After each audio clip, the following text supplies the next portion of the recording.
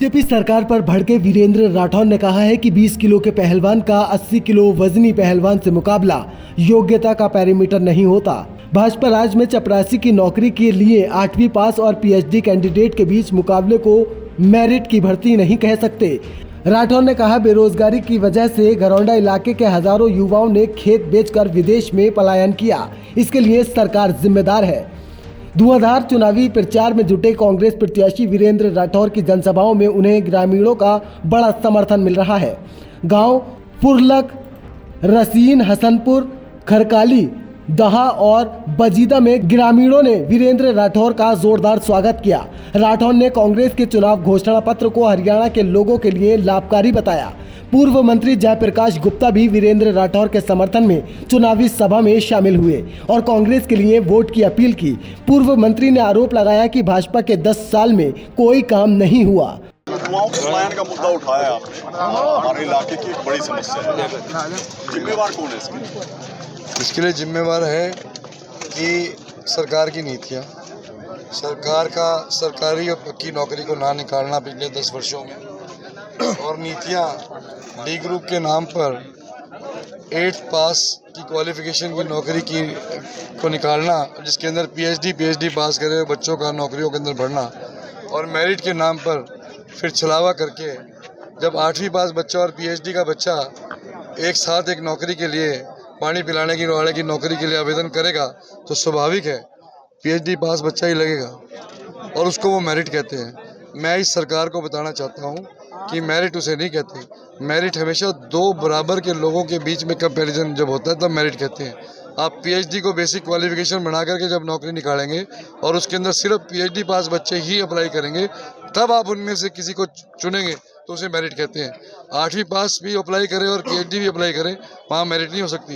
ये उसी तरीके से है कि कुश्ती के अंदर एक 20 किलो का पहलवान हो और एक 80 किलो का पहलवान हो, और आप ये कहें कि भाई सबने बराबर का दाव लगा दिया और 80 किलो पहलवान जो है वो सही दाव लगा करके जीत गया।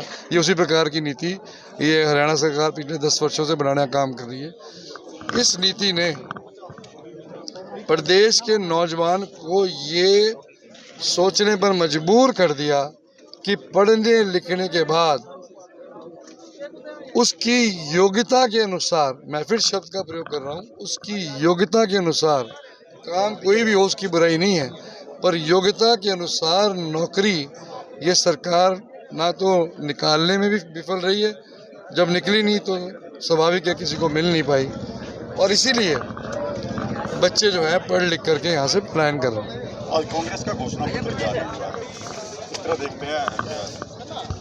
आम जनता को राहत पहुँचाने वाला घोषणा पत्र है। 6,000 रुपये बुढ़ापा पेंशन की बात की गई है, 300 यूनिट बिजली फ्री की बात की गई है, गैस के सिलेंडर के दाम घटा करके 500 रुपये करने की बात की गई है। और मुझे लगता है कि और भी बहुत सारी लाभकारी योजनाएं इसके अंदर घोषणा में आई हैं। मुझे लगता है कि भाई आम जनता को के जीवन के अंदर एक बड़ा बदलाव लाने वाला जो है घोषणा पत्र है। धन्यवाद। लोगों ने अपनी वोट का प्रयोग करके इस घरौंडा हल्के के एमएलए का फैसला करना है। मुझे पूरी आशा है, उम्मीद है कि आप सब इकट्ठा होकर, एकजुट होकर भाई वीरेंद्र सिंह जी को यहां से जिताकर भेजेंगे। भाई वीरेंद्र सिंह राठौर एक कर्मठ, हिम्मत वाला, विश्वासपात, हर तरीके से हमारा आजमाया हुआ साथी है, और आप लोगों से आज विनती करने आया हूं कि आने वाली 5 तारीख को आप एक एक वोट भाई वीरेंद्र सिंह राठौर जी को देकर, कांग्रेस पार्टी को देकर विजयी बनाएं। आप लोगों ने कांग्रेस पार्टी का समय देखा हुआ है, आपने बीजेपी का भी समय देख लिया है। आप तराजू में दोनों तोल कर देख लें कि बीजेपी का राज अच्छा था या कांग्रेस का राज अच्छा था। आप आज सोचते हैं 10 साल में बीजेपी ने जिस तरीके से हमारी दुर्गति की है, जनता की दुर्गति की है, जनता की पूछताछ नहीं की है, उनकी समस्याओं की तरफ नहीं देखा है, और आकर खाली झूठ बोलकर अपने बातें समय बिताया है। भाइयों, मैं आपसे विश्वास दिलाता हूं कि भाई वीरेंद्र सिंह राठौर हमारा आजमाया हुआ है, मेहनती है, और आपका विश्वास पात्र रहेगा। आने वाली 5 तारीख को आप सब एकजुट होकर इकट्ठा होकर भाई वरिंदर सिंह राठौर कांग्रेस के हाथ मजबूत करें।